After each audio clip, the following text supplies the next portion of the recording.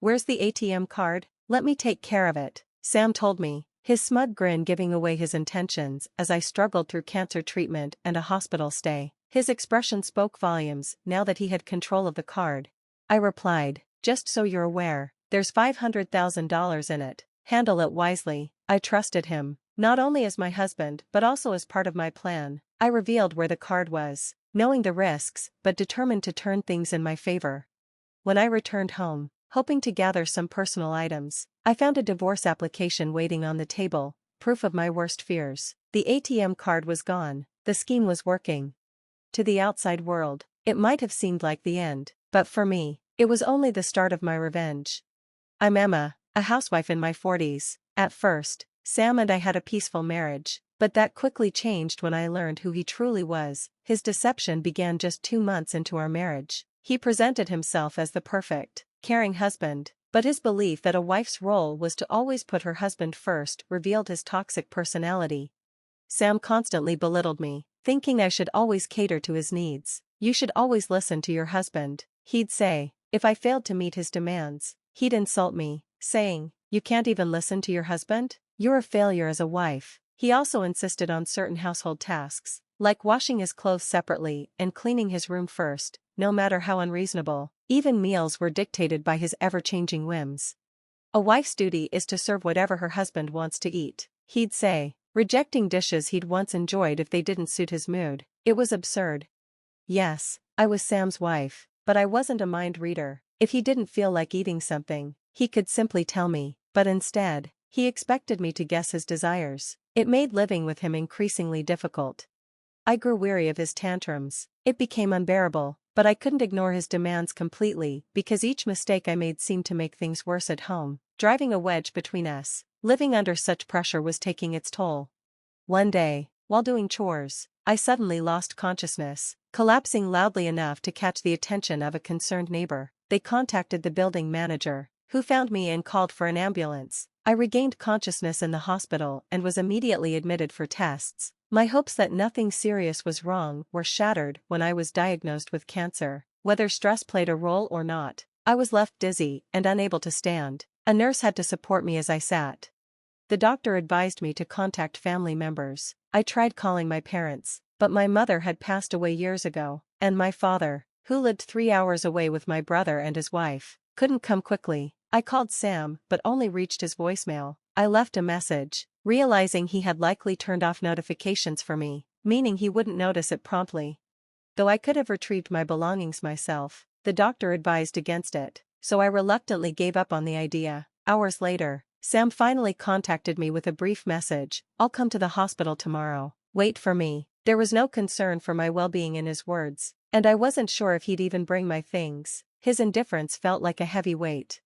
Earlier, I had asked him to bring my things that day. I desperately needed a change of clothes and toiletries. Despite my repeated requests, he didn't respond. After hours of waiting, Sam finally read my messages and replied coldly, shut up and be quiet. Given the urgency of my situation, his response was both shocking and disappointing. I hadn't expected much from him, but his disregard for my condition only made things harder.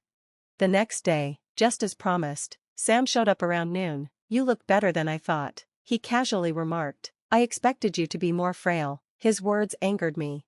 Just put down the bags and leave, I snapped, tossing my head. Sam, looking confused, replied, what bags? My frustration boiled over. Wasn't he supposed to bring my belongings? Unable to hold back my anger, I glared at him.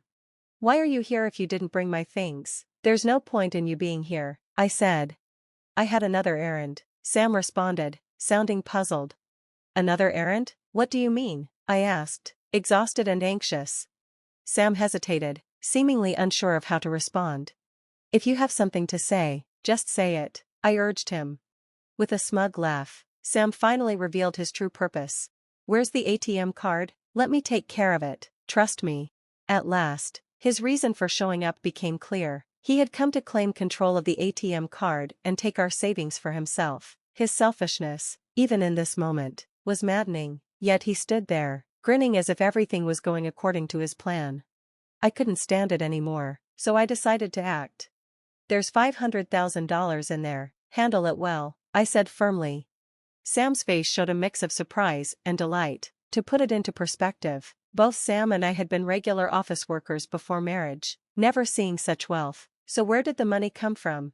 The answer: stocks. I had started investing after becoming a housewife, following a friend's suggestion while still managing the home. Recently, I made a substantial profit in the market. Initially, I kept the $500,000 a secret, fearing Sam would squander it if he knew, but my desire for revenge pushed me to reveal it. Sam's reaction confirmed my suspicions. I smiled at him and said, "The ATM card is in the third drawer of the shelf. You can take it." Sam, momentarily stunned, quickly composed himself. "Got it," he said eagerly. He had walked right into my trap. "I'll leave the rest to you," I told him as he left, oblivious to the setup. Sam was convinced everything was unfolding just as he planned.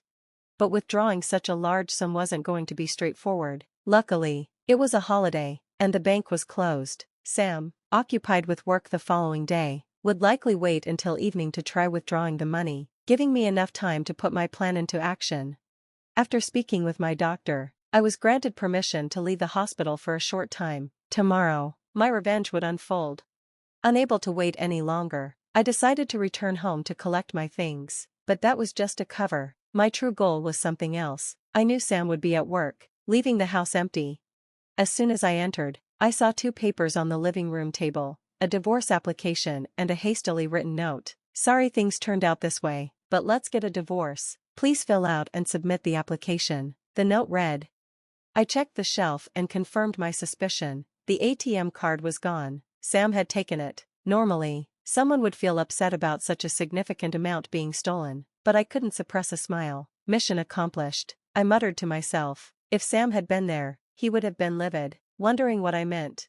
First, I filled out the divorce papers. Then, I gathered what I needed for my hospital stay and left the home we had shared for so long. Naturally, I dropped off the divorce papers as I walked out, severing all ties with him.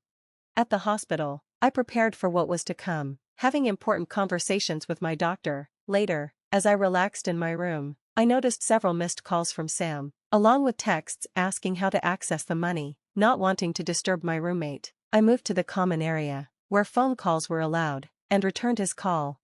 "I can't get the money. What's the process?" Sam's voice was more frantic than I expected. Clearly, he needed the $500,000 for some urgent matter, but I wasn't about to help him. "If you can't get it, just forget it," I replied coldly, showing no sympathy. "Come on, don't be so harsh. We were married, remember? We should be helping each other," Sam pleaded. "What nonsense about helping each other?" I shot back. His behavior was nothing but selfishness, and I had no intention of getting emotional. "Having trouble withdrawing the money?" I asked, trying to maintain some detachment. "Yes, I need the $500,000. Please, help me." Sam's voice quivered with desperation. It was the most vulnerable I had ever heard him, but instead of feeling sorry for him, I saw his situation as something he brought upon himself. "The method is fine, but the card you have is worthless now," I told him bluntly. "What do you mean? An ATM card should always work," he responded, sounding incredulous. "It would, but not this one," I said firmly. "Why?" he demanded. "Because I reported it as stolen earlier today. That card is just a useless piece of plastic now," I explained calmly. There was a pause on the other end. He was likely shocked. Earlier, I had gone to the bank to report the theft. Sam had stolen my card to take the $500,000, but I wasn't about to let him get away with it. Our marriage was over, and he had no claim to anything, including the money. "How does it feel to be outsmarted by the woman you've always looked down on?" I couldn't resist adding, feeling a sense of satisfaction. "I don't care what you wanted to do with the money, but I'm not dumb enough to just hand it over under these circumstances," I continued, growing exhausted by his incessant pleading. "I need that $500,000 now, please. I'll do anything, just give me the money, Donna, please." His desperation was unmistakable, but I still couldn't understand why he suddenly needed such a large sum. "Why do you need the $500,000 now? What have you done?" I asked, an uneasy silence hanging in the air as I awaited his response. Sam hesitated before speaking. "A couple of days ago, when I heard about the $500,000, I quit my job without thinking. I thought the money was already mine. I spent most of it on gambling, and now I'm in debt to the tune of $300,000. I need to pay it back or else." I don't know what will happen, he explained, his voice tinged with panic. I was living lavishly, thinking the money was mine, but when I tried to access it, I found out the card didn't work. Now without it, I have no future, Sam admitted, his tone filled with regret. He had discarded the divorce papers and was shamelessly reaching out to me for help. I don't know what will happen if I don't get that money, he said, his voice trembling, and I could hear the fear in his words. His reckless decisions had put him in a terrible position. A deep sigh escaped me. The old me, the one who had tolerated his behavior and put up with so much, might have considered helping him, but not anymore. There was no love left in me for Sam, no matter how much he begged. I felt no sympathy, only a small sense of amusement at the fact that he thought I'd care. Still, Sam didn't give up. Please, you're the only one I can turn to, he begged again, his voice dripping with desperation. This was all his doing. If he had cared for me even once as a husband, if he had brought my things when I asked him to, maybe I would have considered helping, but no, he had chosen to ignore me, and now he was suffering the consequences. I'm sorry, but I have no intention of giving you the $500,000. You'll have to deal with this on your own, I told him firmly, ending the call without hesitation. He called back several times, but I ignored him, eventually blocking his number to ensure no further communication. With the divorce finalized and the papers submitted, Sam and I were officially strangers. I embraced my newfound freedom, focusing on my battle with cancer. After a long fight, I finally overcame it. Once I was discharged, a friend informed me that Sam's whereabouts had become unknown. After losing contact with me, he'd tried to borrow money from his in-laws and friends. However, when he asked for $300,000, everyone grew suspicious and refused to lend him anything. His fate was unclear, but it seemed he was facing far worse than he could have imagined. A deep sense of satisfaction washed over me. Post-cancer, I moved out of the house I'd shared with Sam, found a new place, and started working from home, relishing my newfound independence. Thankfully, my finances were secure.